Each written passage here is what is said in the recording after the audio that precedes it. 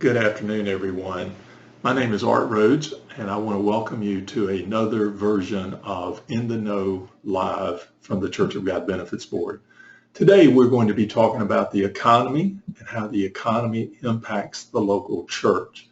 But before we get into that, I would like to just do a little bit of review on a couple of, I guess we could call them markets. First of all, I want to talk about the stock market and how the Dow Jones Industrial Average operates and how it works. I'm sure you've probably heard about the Dow is up 100 points today, or it's down, or it closed flat. Whatever the situation is, most people don't really realize what that means. The Dow Jones Industrial Average is made up of 30 companies. There are 30 of the larger companies in the country. They're not the 30 biggest, they're just 30 of the larger ones. And every so often, those numbers those companies are readjusted. The last time that an adjustment was made was March 2015.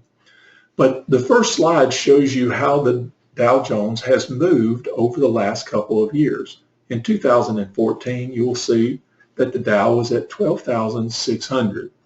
2 years later, it had jumped by better than 4,000 points to 16,700. A year afterwards, the Dow closed at its all-time high of 18,300, and then now we're somewhere in the 17,750 range, depending on the moment of the day. So what makes the Dow move? Well, again, it is an average of those companies, and how that is determined is whether or not the market is doing well or not. Now, you probably heard at the beginning of this year, the Dow started the year at the worst, or had the worst couple of weeks it has ever had to start the year off. Most people would say that's an awful thing, I want to be out of the stock market. But in reality, that's probably was the best time to be in the market, so you could start buying when stocks are lower. Now, for the last few months, as we've gone into 2016, we've seen the market get stronger. That's positive. However, that causes some other things to change. So secondly, I want to take a look at oil prices. Now, all of us have been very happy to pull up to the gas pumps and see our gas at $2 or so a gallon. And as you recall, back even a few weeks or months ago, gas in a great part of the country was even well below $2.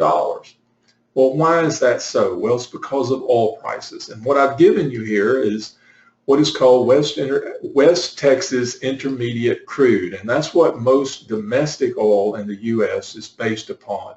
You'll probably hear also a term about Brent crude. That's more for international markets, but West Texas Intermediate is how we gauge the markets in the U.S. And now that oil prices have reached around the $50 a barrel mark. But just look at the chart and see how oil has fluctuated over the last 5 years or so. 5 years ago, oil was at $101 a barrel, over $101. It actually went up a little bit in 2014. In 2015, a year ago, was $59.26. Today, it's around $50 a barrel. What that does not tell you, though, is that at one point, just in the last couple of months, oil was trading actually below $30 a barrel. That has a world of impact on our economy, because when people it's costing $60 or $70 or $80 to fill up their tank, they're not spending that money in the grocery store or at the convenience store or in buying clothes or other things. So when oil prices are down, it tends to stimulate the economy from a growth standpoint.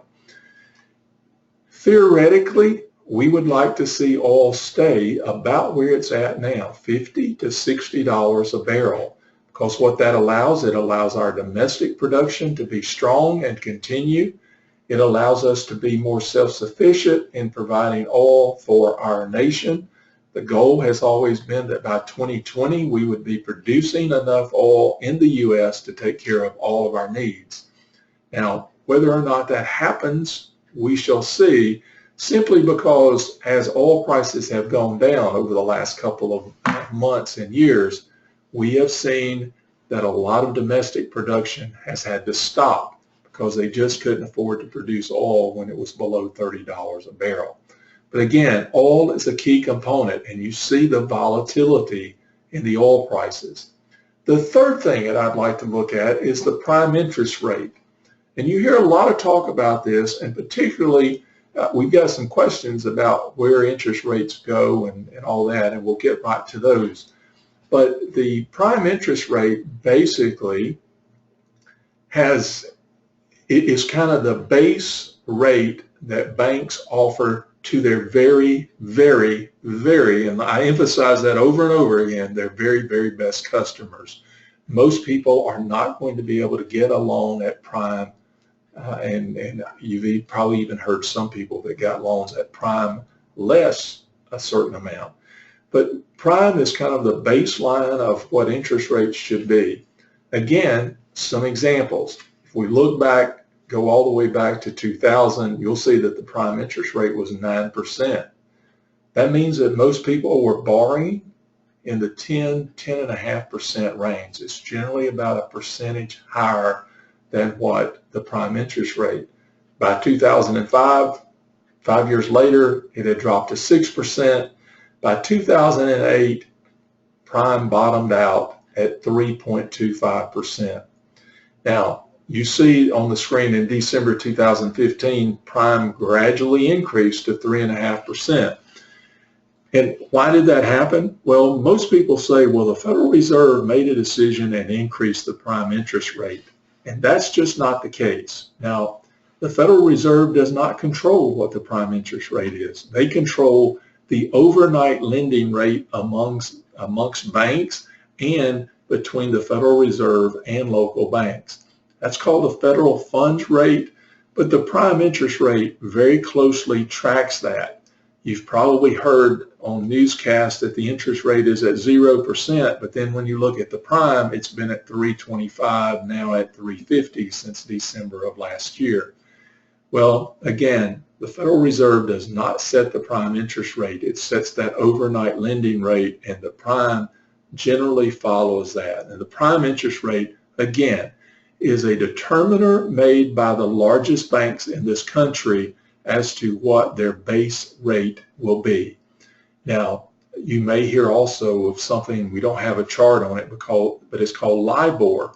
And LIBOR has become more and more popular over the last couple of years, but it's more of a global rate setting entity rather than a prime interest rate.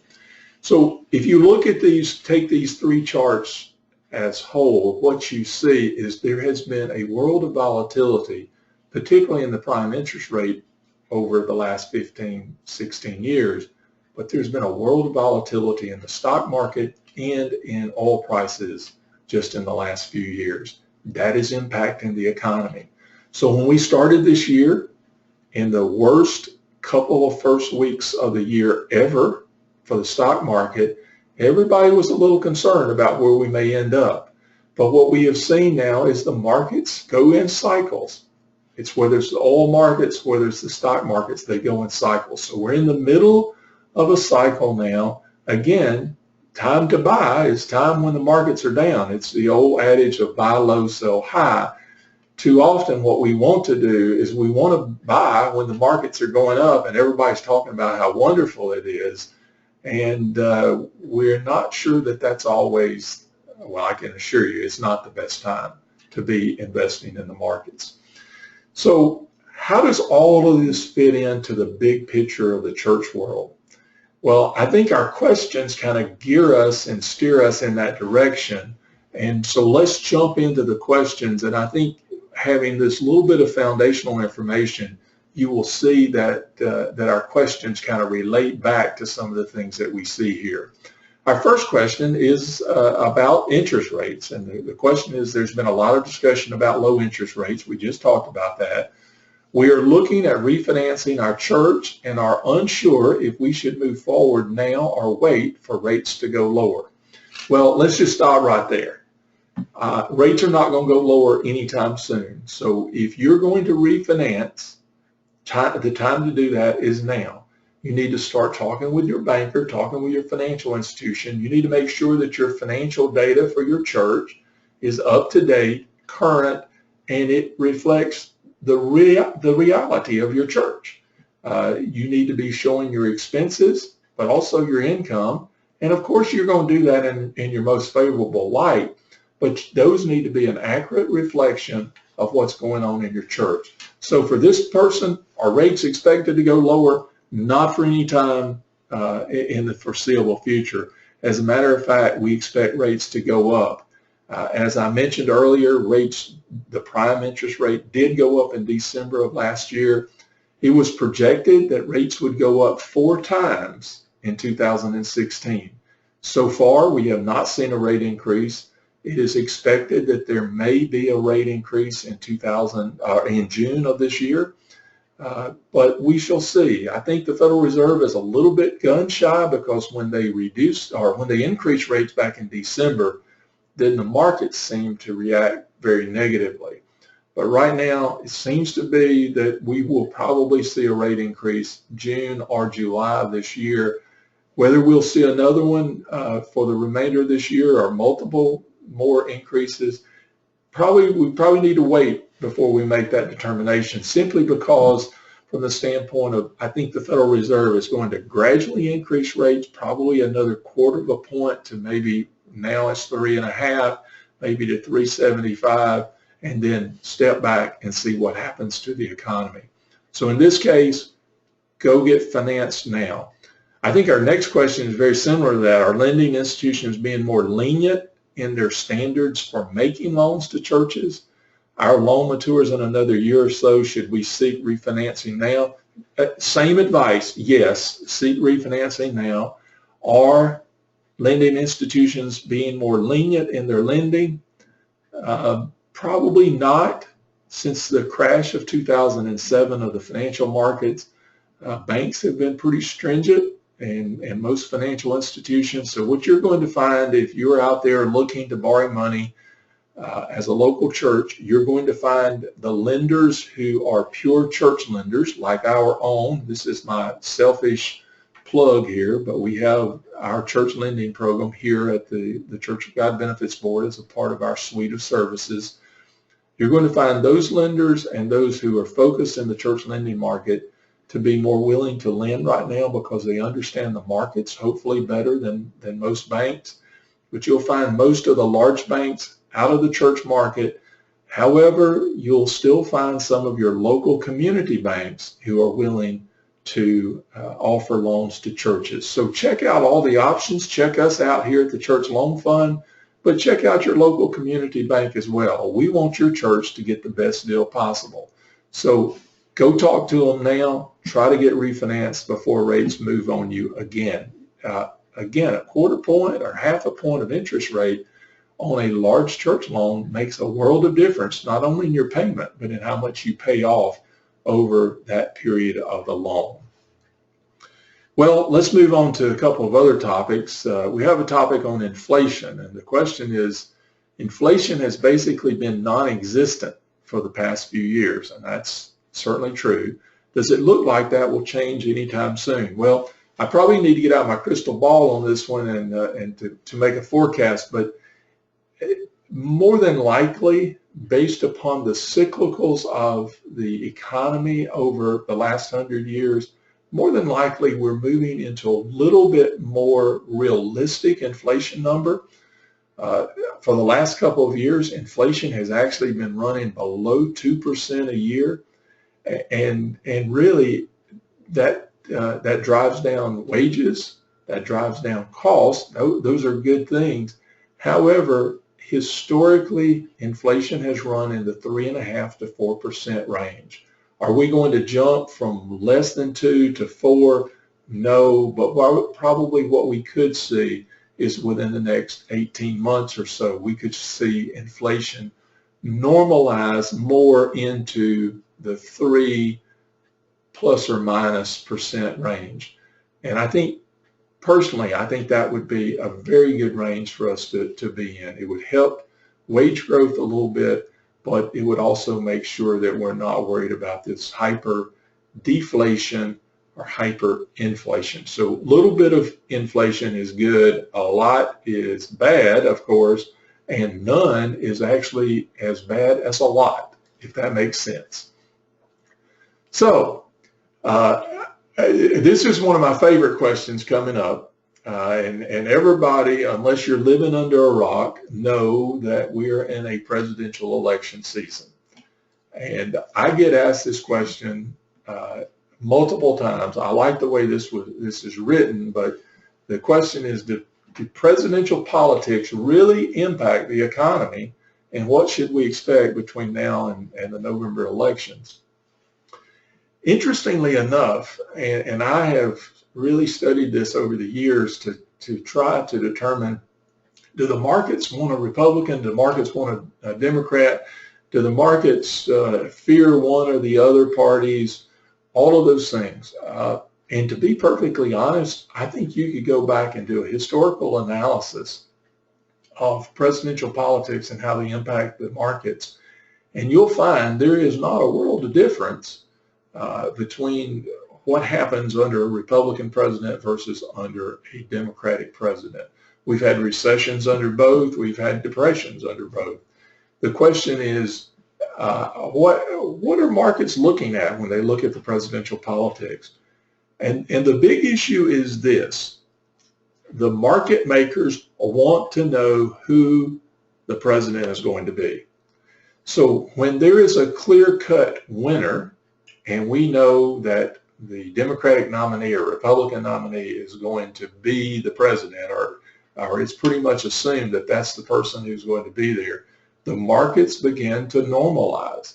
Until then, though, they are very antsy. So for the markets, they could really care less which one, and again, for you partisan political folks out there, just bear with me for a second, they could really care less whether it's a Democrat or Republican in the White House or an independent. They just want to know, because if they know who's going to be in the White House, then the markets will begin to adjust to make plans for whatever tax increases, decreases, realignments, and all those things that may occur under that new administration. So if there should be a change from the current Democratic administration to a Republican administration in the White House, the markets will begin to adjust to that, anticipating what a Republican president might do, just as they did in 2008 when President Obama took over from a Republican president, George Bush.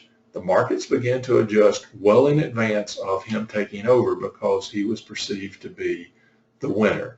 So again, doesn't matter, and I know some of you will be upset with me for saying that, but it really doesn't matter as long as we know who it's going to be.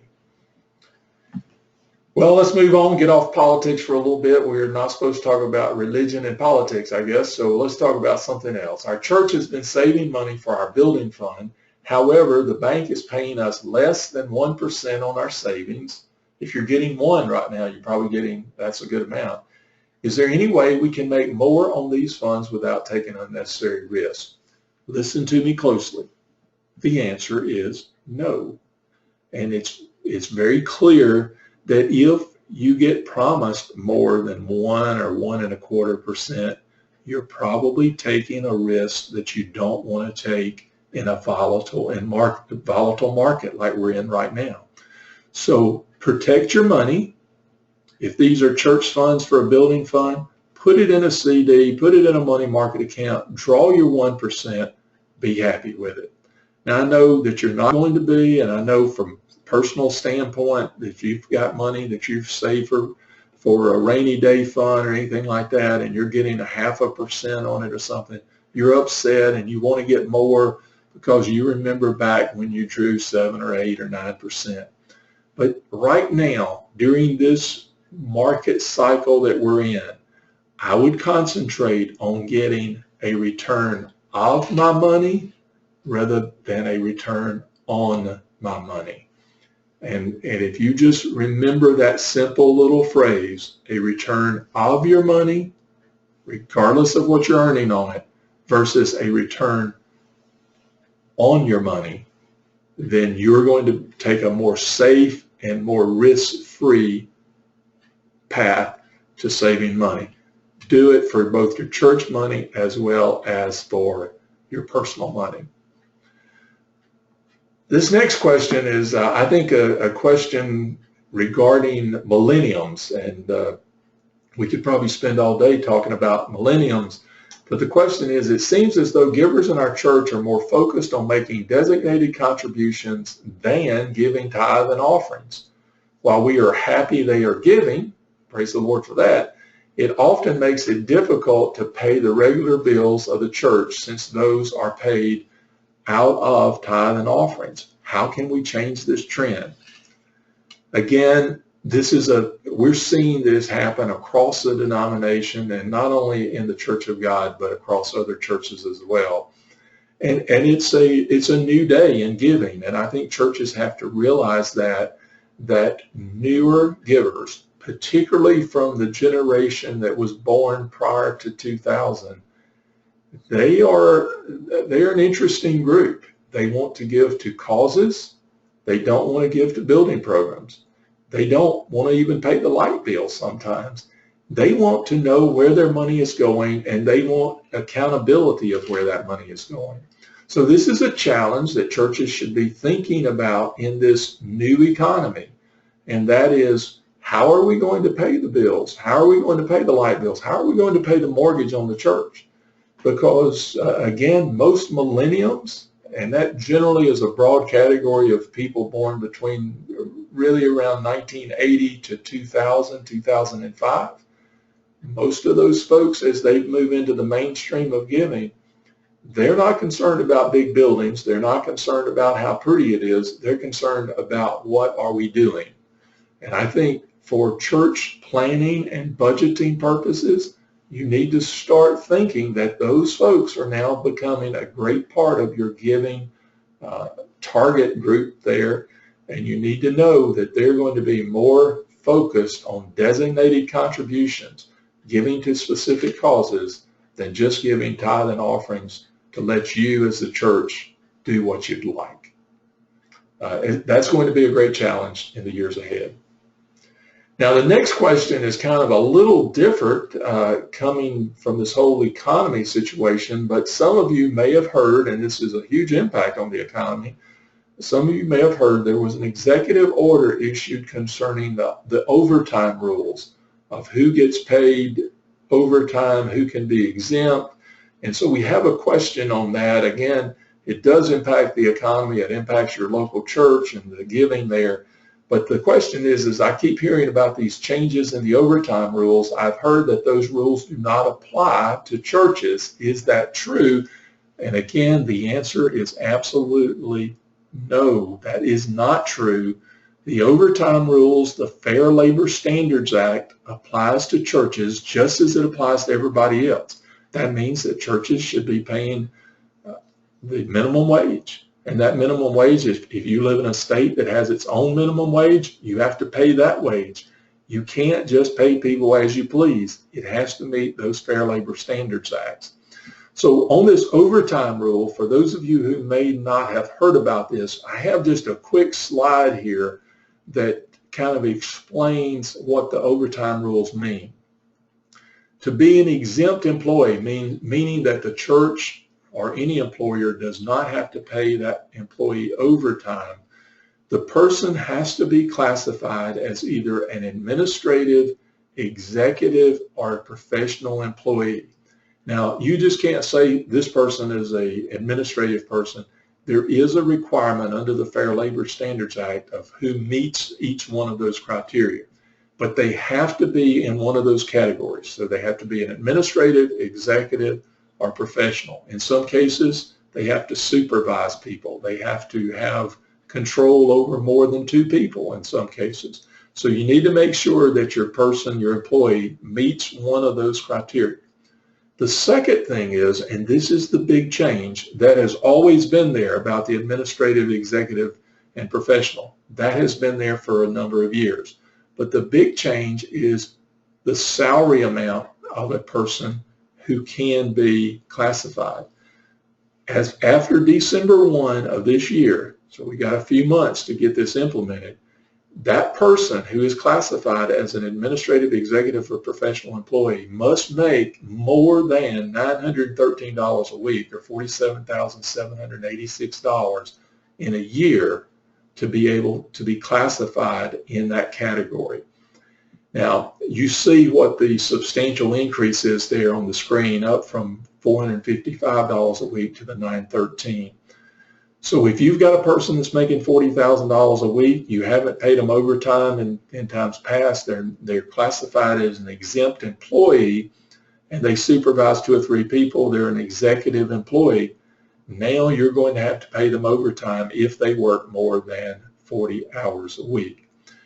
Now, I put ministers up there on the screen so you could see that there is not a clear understanding of whether or not these rules apply to ministers and how they may apply.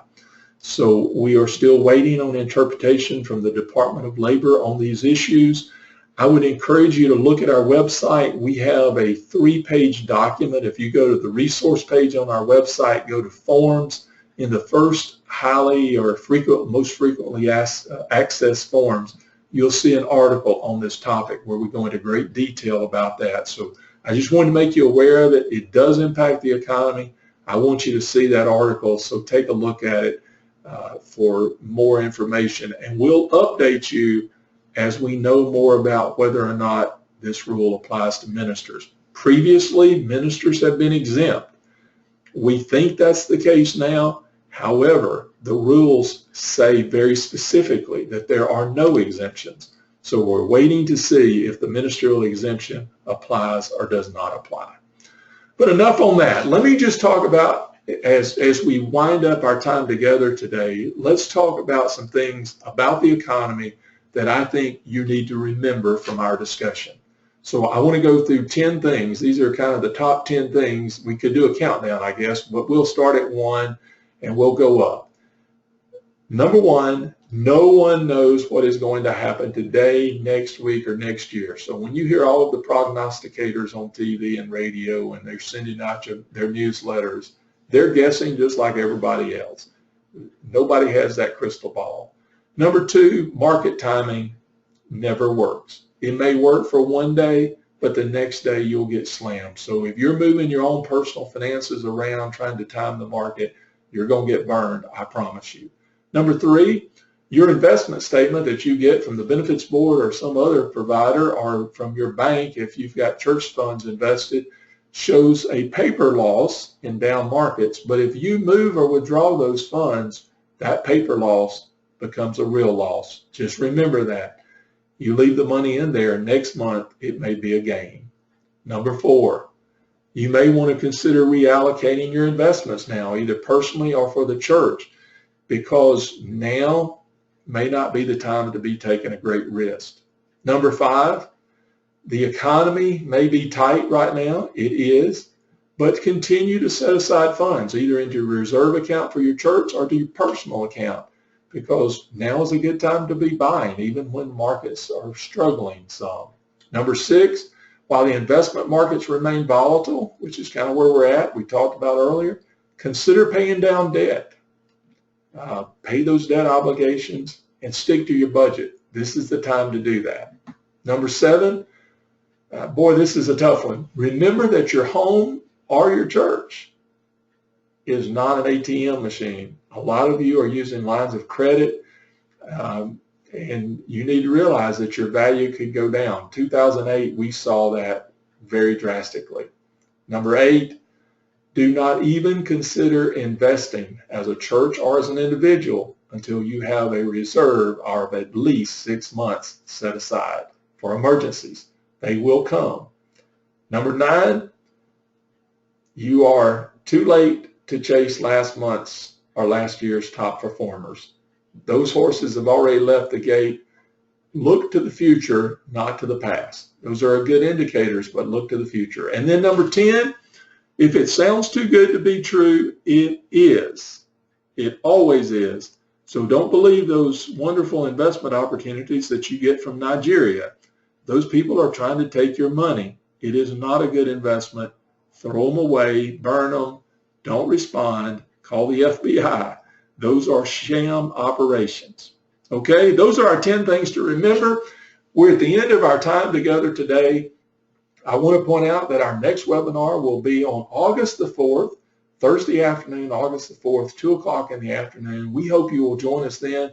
We're going to talk about the ministerial retirement plan and how it works and the investment options there. Now, as we close out, you're going to see a couple of slides where you can send us questions, or you can go and look at some of our resources. But I just want to again thank you for joining us today. Thank you for your continued support of the Church of God Benefits Board and what we do here. Hopefully our informational videos to you are helpful, and they help you have a better understanding of what's going on, both in your personal finances as well as in the church's finances. With that, I will say God bless you. Hope you have a wonderful summer. We'll see you back in August. God bless you.